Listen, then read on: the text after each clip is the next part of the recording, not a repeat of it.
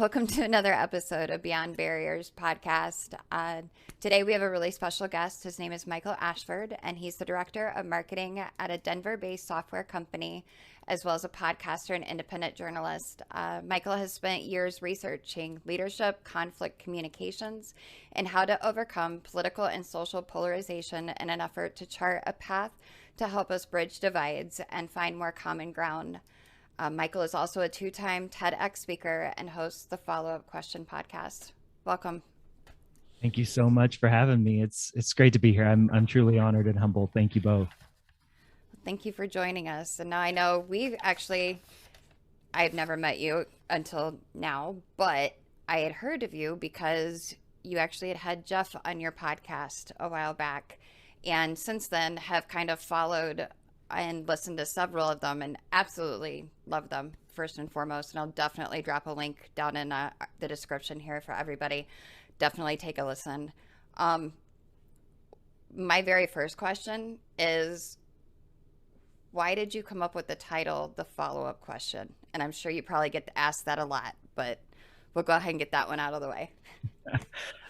It's kind of twofold. So it's a harken back to my days as a journalist.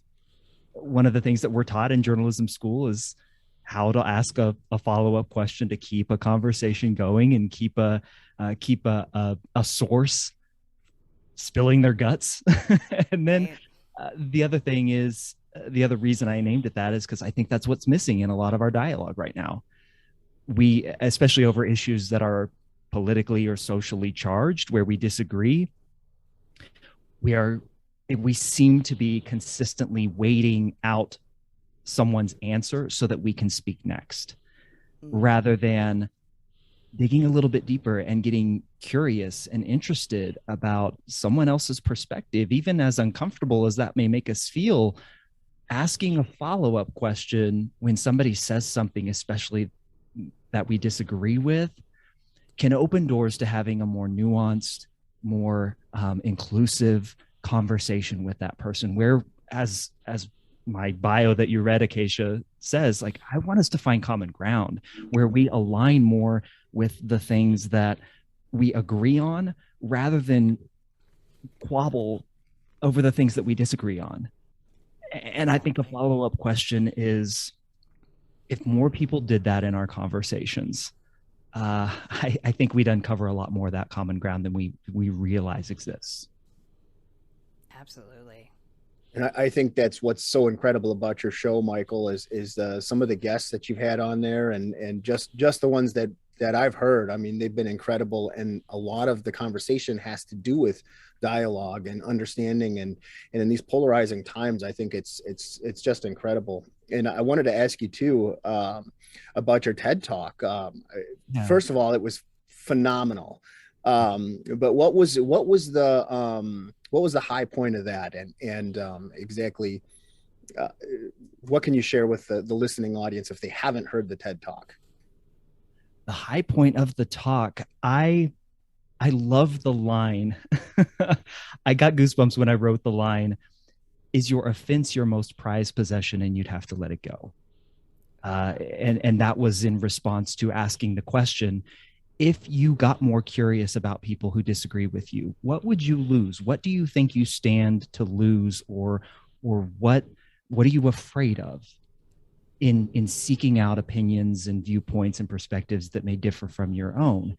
And that point right there, I feel, is where a lot of us exist today, where we are holding so tightly to our offense and looking for and waking up searching for a reason to be offended. And if we started digging into other people's viewpoints and perspectives, we'd have to let that go. I think to some people, they don't want to do it. Or that seems very hard, very vulnerable, very uncomfortable. I recently interviewed a couple pastors who wrote an incredible book on God. It's called God and Race, a guide for moving beyond black fists and white knuckles, and talking about opening up your hands in open-handed conversation. You can't do that when you're offended. You can't do that when you enter into conversations with fists and clenched tightly. And that to me was my, oh my gosh, I loved that line just for what I hope brings about the conviction to people to understand, like, yeah, is that what that's what I want people to do is ask the question, is that what I'm seeking? Is that what I value right now? I hope that gets through, Jeff.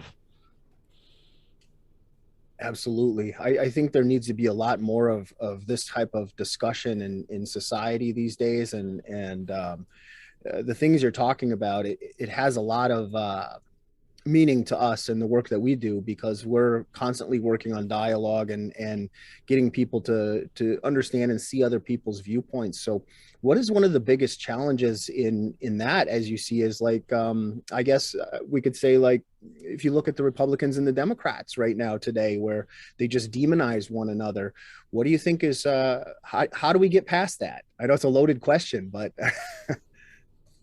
The thing that I constantly remind people of is understanding does not equal agreement. And I say that in my TEDx talk. Um, as a Christian man myself, who now is, I grew up in conservative red state Kansas, who now is living in purple Colorado, politically independent.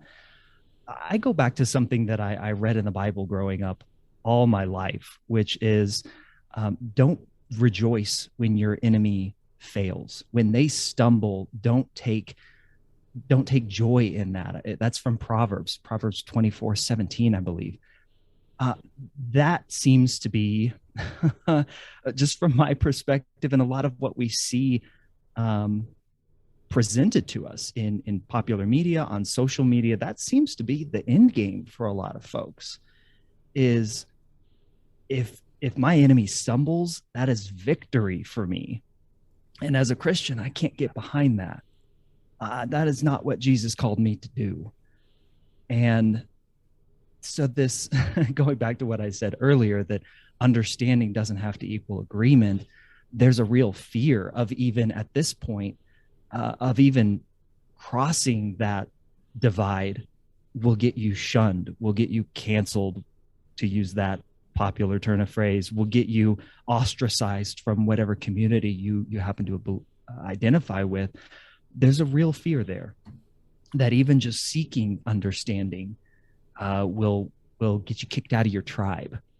And that tribal mentality, from all the folks that I interview on my show, there's a lot of work being done to help us overcome that tribal mentality, because we are further digging our trenches in when it comes to that. It feels like it just feels like that, doesn't it? yeah. Yeah, I would say, like, especially right now, I mean, I've seen it some over the years, but especially right now, that whole tribal mentality and having to belong to one thing or another, whether it's I'm belonging to this group because I don't want to be ostracized and outcast and looked upon as different, or, you know, you have to fit in somewhere. And I think we've forgotten that one of the greatest things about living on this earth is that we are all different, and you don't have to group up and group think. And but a lot of that, like you said, it requires dialogue and listening with the intent of actually listening, not listening with the intent to react or respond, but actually listening. And it was so funny that you mentioned I grew up going to church. My dad was a preacher. And so it's like you mentioned Proverbs, and my mom actually, short crazy story, I do a lot of art, a lot of coloring. My mom got me a Proverbs coloring book, and I literally was going through it the other day and found the same Proverbs that you were talking about. Oh, And I didn't even think about it until you were talking about, like, wait a minute, I just saw that the other day. But it's amazing how we look at these things, and it's so, when you boil it all down, it's very simple. It's like so simple that we could, you that's what they teach in kindergarten yeah. is, you want to play with that? Ask. Or here, let's share with somebody. Well, you don't have to be afraid of the differences. And now here we are as adults, and we're having to relearn it all over again, many of us. So I think it's pretty incredible that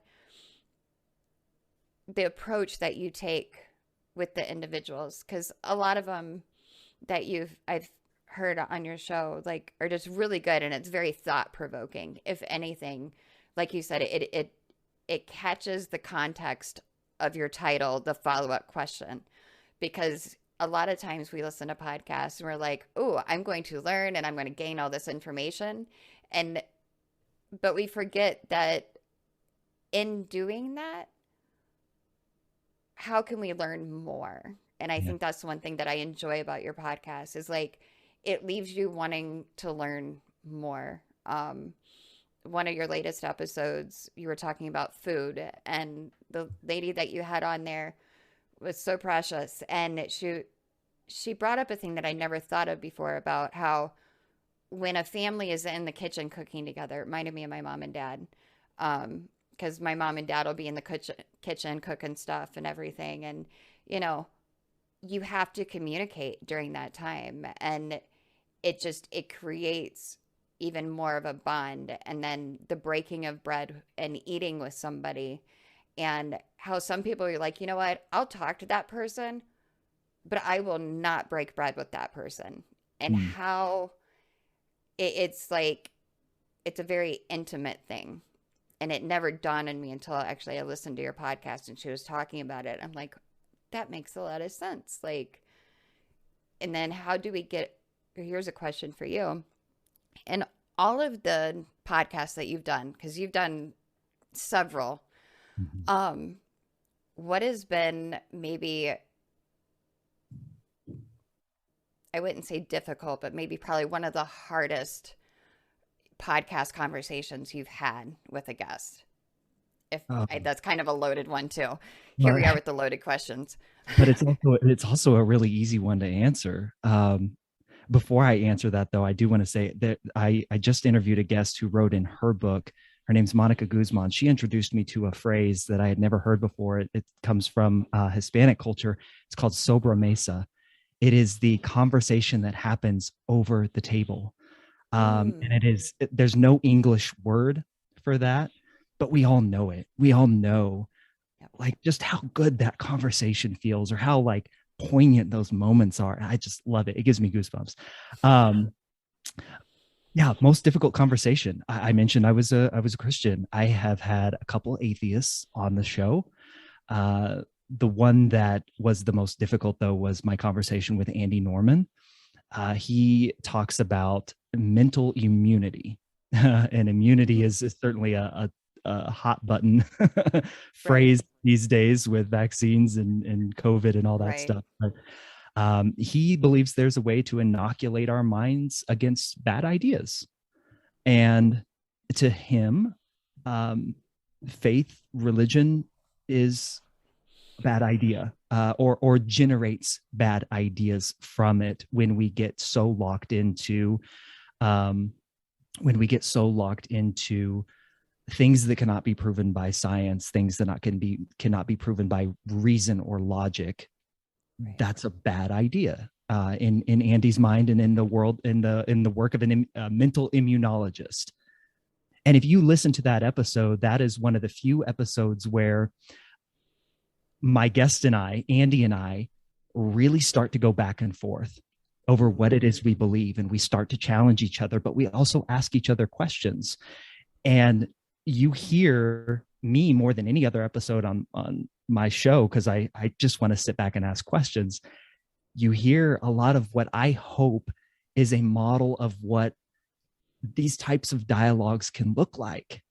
You've got two people who are diametrically opposed in viewpoints of this world and how it was created, and our place as human beings in it, sitting down and having a conversation over those views. And at the end of it, Acacia, this is what is most important to me. Once the recording was done, once the episode was finished, Andy said to me, and I hope he's okay with me repeating this, but he said to me, Michael, this conversation gave me hope. Wow. And as a Christian, I can take that one way. As a human, I can take that another way. Mm-hmm. However I take it, that's a good thing. That's a good thing. And we left with more respect for each other than had we had a knockdown, drag out argument over our beliefs and said the end all be all conversation stopper, I guess we'll just agree to disagree. Right? That's a way of canceling a conversation. I guess we'll just agree to disagree. Well, why do we have to? Can we not talk about these things and get a little bit uncomfortable with each other and have our beliefs challenged? Is that okay? Can we put aside our child ego, our want for simplicity, our just hate of cognitive dissonance and have a conversation that gets a little messy and ugly, because life and humans and our minds are messy and ugly. And what are we doing if we can't have those conversations? I hope that answers your question. I get really fired up about this. Well, it's great. It's awesome. It was great. That leads me into my next question for you too. A lot of our listeners, they're curious about, well, how do we, bridge those gaps, and I'm not talking just about extremism and like what we do, but in general, in all aspects of society. And why we're so excited to have you on the program is because you seem to have a real knack for this stuff, about bridging those gaps and those divides. And what tips could you share with our listening audience about how to bridge some of those gaps with people? And what I mean by that is, like, I spoke at an event. It was actually a political event, and they had asked me. They said, this was a progressive or liberal Democrat event, and they said, I want to know, one of the people in the audience said they wanted to know how to reach their neighbors that were Trump supporters. And I said, oh, this is easy, but for them it was a really difficult question. And I thought, these are the kind of, so I had some advice for them. So I would like to hear, what would you give somebody advice, and not just in a situation like that, but that was just an example, but just in general on how to bridge those gaps and divides, because that's one of the most interesting things I think that for our listening audience to hear. Well, Jeff, I want to preface this by saying I didn't come into this as an expert. I started my show as I just wanted to ask questions to see if I could find an answer hidden in all of this. I know how to ask questions. That's what I'm good at. But in doing all of these interviews, in reading as much as I've read, and in talking with folks like you, Jeff, who have gone through that process and the transformation that you've gone through, here's what I've stumbled across. The people that are most effective at doing this, at crossing those divides, they ask questions in 3 categories, and in this order. They ask questions first of themselves. They get introspective. They desire to have a greater level of self-awareness about themselves and how they feel and how they act and how they came to their own beliefs.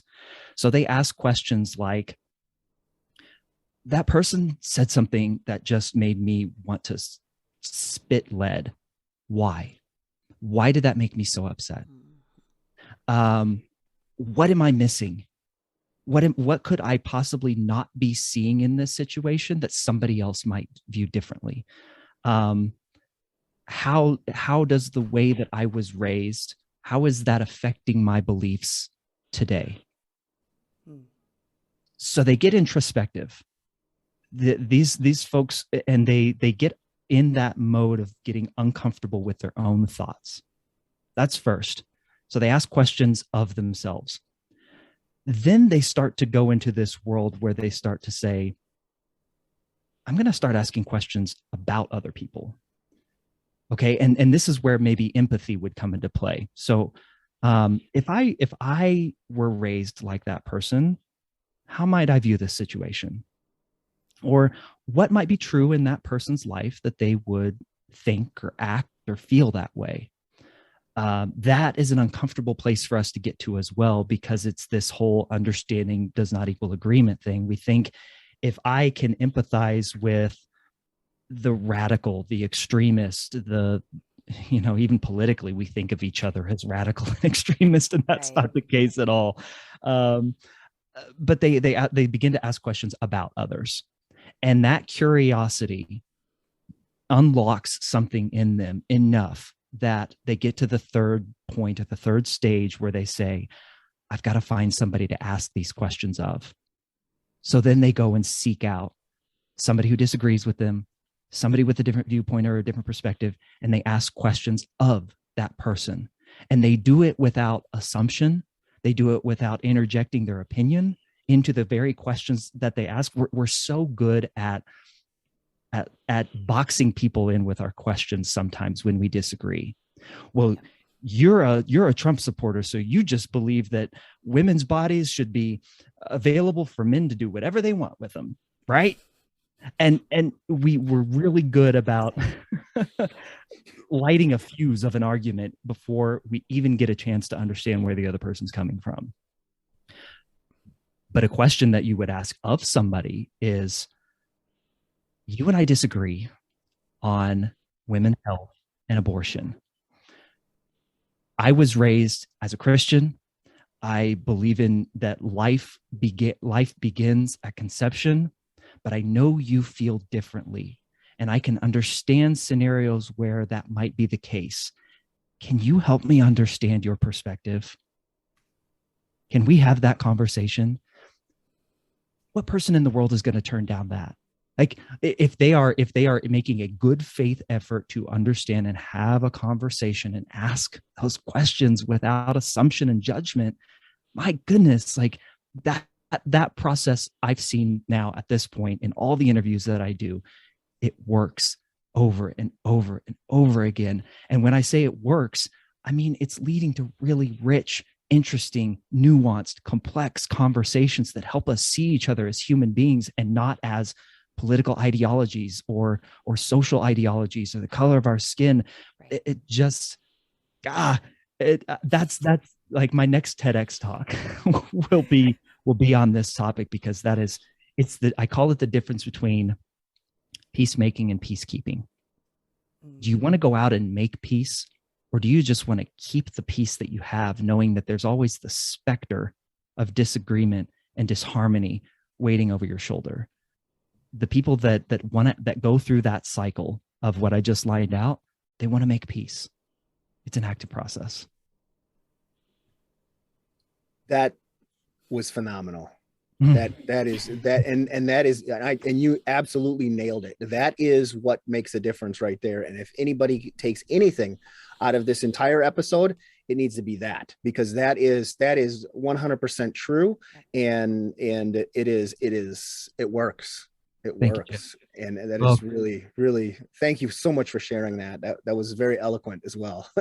Your story is a major influence on that, Jeff. Like, seriously, you're one of the inputs to that. And I even mentioned you in my TEDx talk the first time around. Like, you considering that cognitive dissonance that you felt, you didn't run away from it. And that's got to be the first step, is like getting into those uncomfortable, messy situations in our head. So thank you for sharing your story and the work that you do, man. Well, one thing I noticed too, in going through that changing process and learning about different things, is being open to other people's experiences, just like you explained, and hearing that. And then all of a sudden empathy kicks in, and compassion, and all these feelings that you might have wanted to block out before, that the individual in the situation, and we'll use myself as an example, block those things out. All of a sudden it's very real when you see the humanity in that person sitting across from you. And we all can utilize these things in life, and put these things into practice with people that we disagree with, and we find that we have more in common than we do differences. So now the other thing I'd like to add to that is I mentioned this to someone the other day, and they were shocked by this.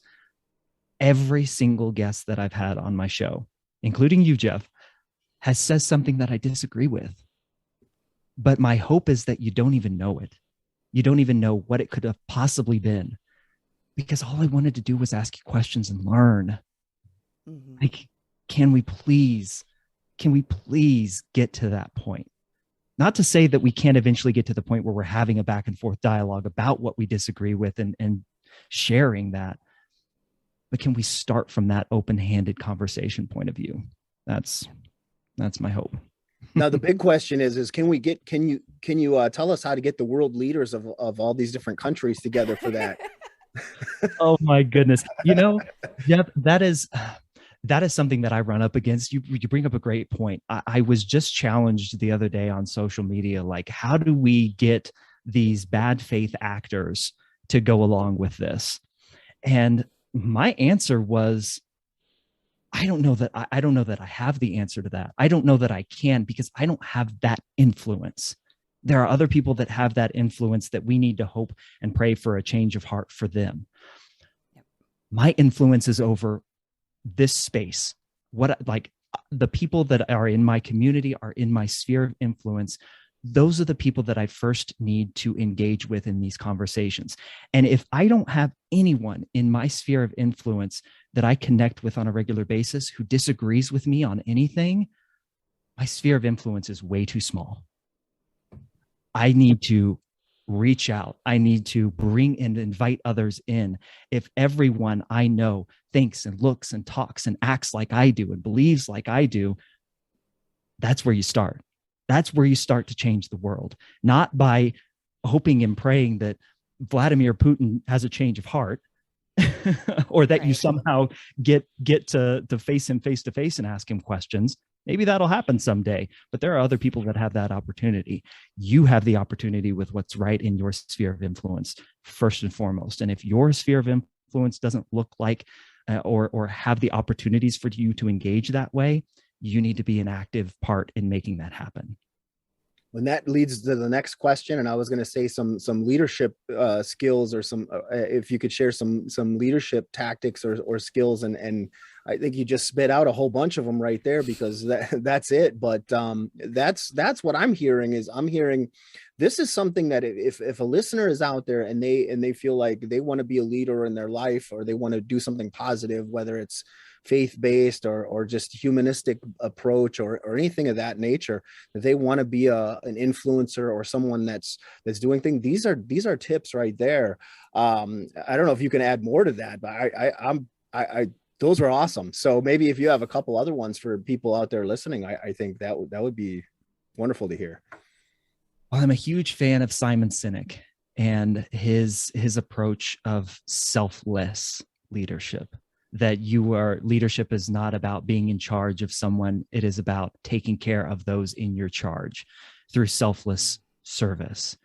And as somebody who has, from the day I graduated from college, and even going back into college when I was the managing editor at the student newspaper, my first job out of college was as an editor at a newspaper in a little small town in Kansas. I've been leading people and leading teams for a long time.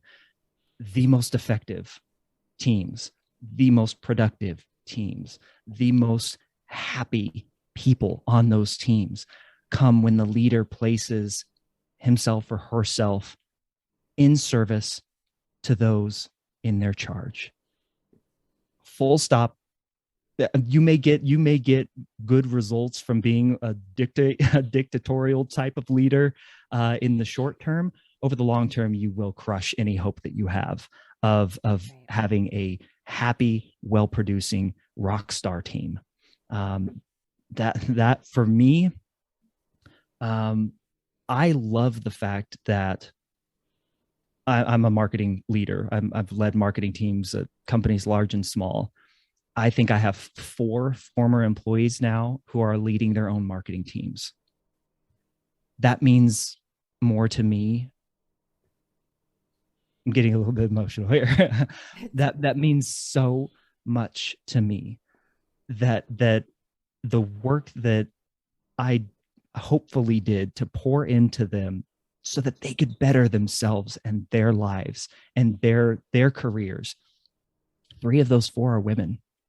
I love that, Jeff and Acacia. Like, to be a part of their journey in that way, not enough leaders think of their role as that, to set them up for what happens after you're no longer their manager. Right.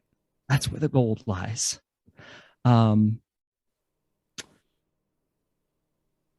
Yeah. It just is. It's so clear to me and so hard to get people on board. Unfortunately, a lot of times divisiveness and polarization is more profitable because incentivized. Yeah, exactly.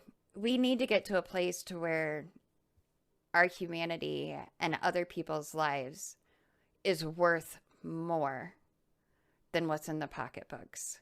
And I think that's a lot of what society has forgotten. And it doesn't just pertain to war, it pertains to any kind of a conflict. Well, let's put it in the context of just what's happening here in the United States. Yeah. And going back to that verse that I talked about earlier, we're not taking joy in your enemy's stumble. Yes. When Joe Biden was elected president, what we saw was, of course, a lot of glee and joy from a lot of his supporters. Obviously, he got millions, tens and tens of millions of votes, most ever in a presidential election. What broke my heart in that was a lot of the message from the left to the right was, see you later. You're gone. You're either getting in line with what's going on right now, or we're ditching you off the side of the road. And then several months down the road, when legislation's blocked, when the two sides aren't talking to each other, there's this raising our hands up in the air and saying, why can't we get anything done? Like, why are you guys blocking everything? We're supposed to be like, there's this incredulousness about the fact that Republicans are not just now falling in lockstep with a new presidency and a new majority in Congress. Well, what did you think was going to happen when for 6 months to a year, Republicans were told, if we win the election, we're leaving you in the dust? Do you think that do you honestly think that someone is going to just sign up for your agenda at that point? Or does a lot of repair work need to be done? Does a lot of bridge building need to be done? I heard recently that the point of bridge building is not to always cross the bridge, but to keep the bridge intact. We don't always have to cross to the other side, but we have to keep the lines of communication and the ability to reach and talk to each other. We have to keep that ability. But it just seems like every single time when one side gains a victory, they rejoice in the other side's failure more than the opportunity and the chance to enact any real change or enact any real dialogue to build bridges and bring the country along. It's always striking to me that we are so frustrated and upset that people can't get on our side. And then in the very next breath, we shame and dehumanize and stereotype them into oblivion. Yes. There's another big lesson right there for anybody that's listening. If you want to change hearts and minds, understand the other side, respect them, even if you don't agree with them, listen and hear what they're saying and see where they're coming from. And that bridge building, that's it right there. That's phenomenal. More pearls of wisdom, Michael. It's really good. If you can share with us a little bit about your next upcoming talk, maybe you can't, but if you can, a little bit about what you're going to be speaking about. So I don't have a title for the talk yet, but I alluded to it a little bit earlier, which is the difference between a peacekeeper and a peacemaker. Mm-hmm.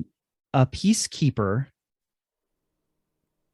a peacekeeper seeks more than anything else comfort, individual or in-group comfort, and discomfort is something to be shunned or something to be pushed away. Now, that's not always a bad thing. it often rears its head in self-care. Self-care is a way of keeping the peace and withdrawing into yourself to restore and relax from a lot of the pressure that we all face. There's, in and of itself, peacekeeping and self-care, not a bad thing. When self-care becomes the goal, the end-all be-all goal, it becomes a very isolationist thing. It becomes a very barrier and wall introducing thing, where any and all instances of discomfort or disruption are not only pushed aside, but you become antagonistic of it. It becomes now a challenge to your very personhood. And we all know discomfort and being in uncomfortable situations in a lot of ways is a very advantageous thing. I'm a personal trainer on the side. The discomfort of being in the gym 6 days a week, it's going to get you results, but you're not going to see those results for months. That's discomfort and putting yourself in an uncomfortable situation for far off results. So peacekeeping, when it gets to that unhealthy state, looks like ghosting, looks like canceling, looks like media bubbles. It looks like creating this world that continuously shrinks down around us to the point where, as I mentioned earlier, the only people in our lives are those who look, think, act, and believe like we do. That's a peacekeeper in a really unhealthy, isolationist state. A peacekeeper, in the context of what we're talking about right now, then says, why should I be the one to engage with someone who disagrees with me? They're the ones who are wrong. I'm the one who's right. If they want to have a dialogue with me, they come to me first. But until then, I am comfortable and happy right where I am.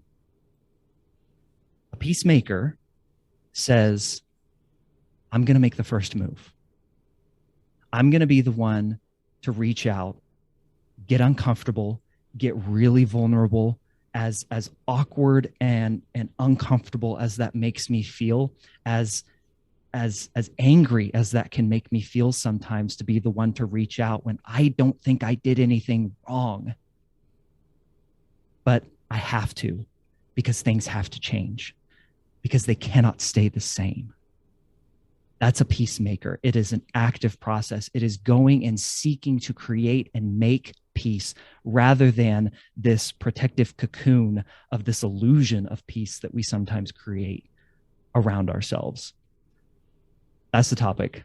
That's where I'm going. I'm still formulating the thoughts in my mind, and my talk is on April 30th. So I still got a little bit before as we record this, but it's coming together, and things like this help me kind of outline that, articulate it a little bit better.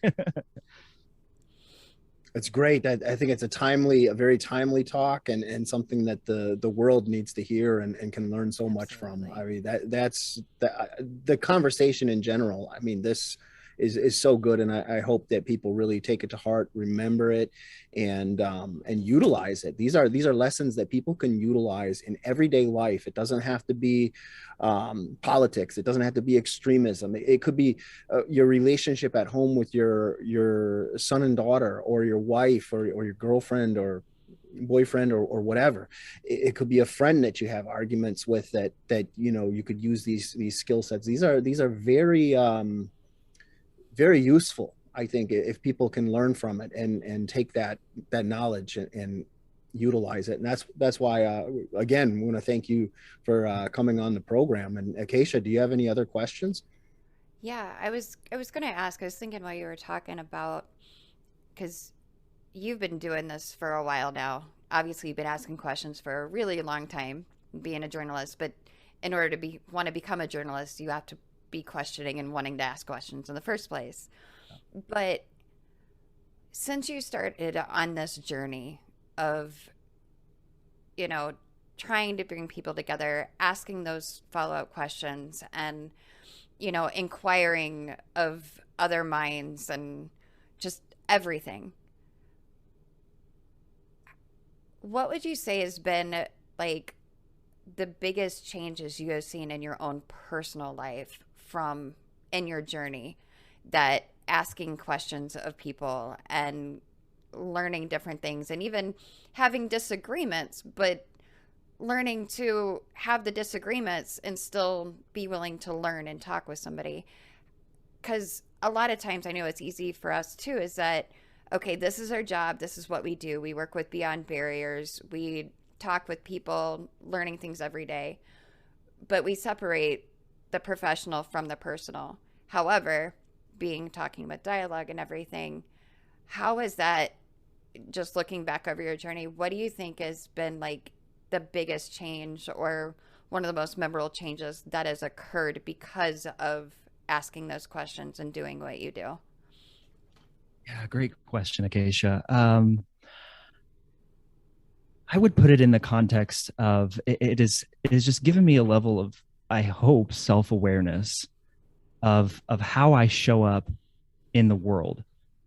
And that can be a mentally exhausting thing. And just like anything else that we start that's new, that's not a habit, that can be a mentally exhausting thing to constantly be cognizant or try to be cognizant of, how am I, like, what's my body language in this conversation right now? Or have I asked a question, or am I on the edge of my seat just to get my next point in? It's affected how I have conversations with my wife. It's affected how I've had conversations with my family members who, like I mentioned earlier, I'm politically independent.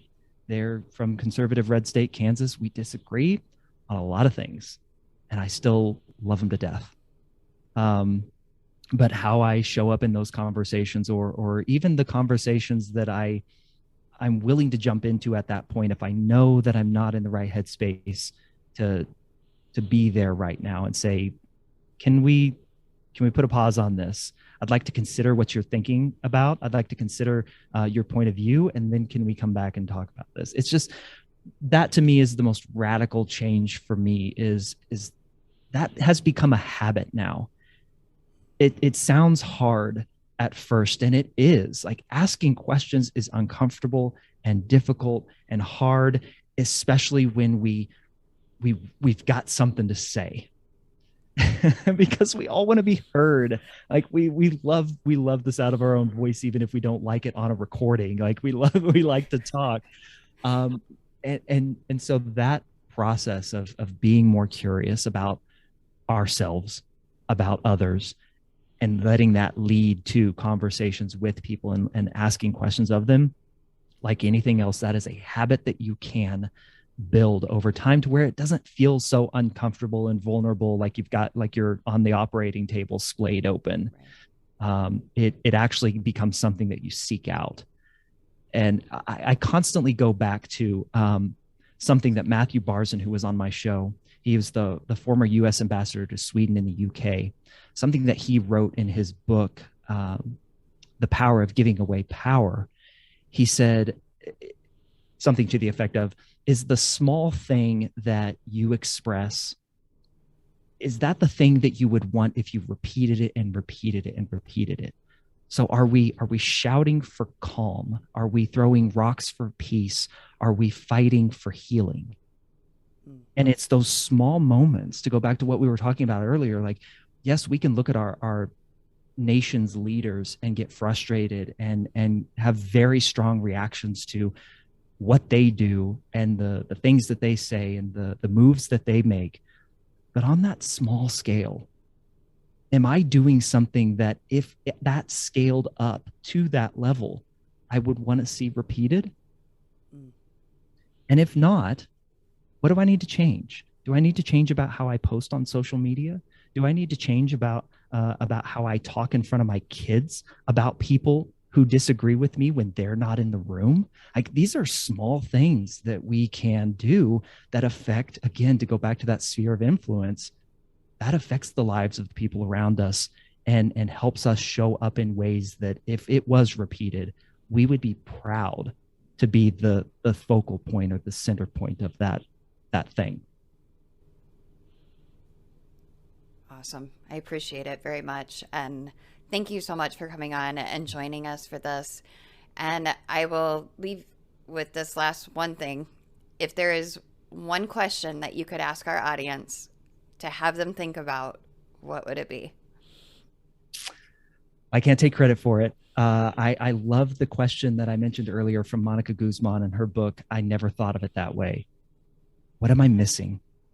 Ask yourself, what am I missing? And think of something that you are vehemently against, and then put yourself in that spot where you get uncomfortable and messy in your thoughts, and just ask, what am I not seeing? What could I not be seeing? What could be true that I don't necessarily agree with, but that somebody else might agree with? So yeah, I'll give Monica all the credit for this question. Is what am I missing? I just love that. I love it so much.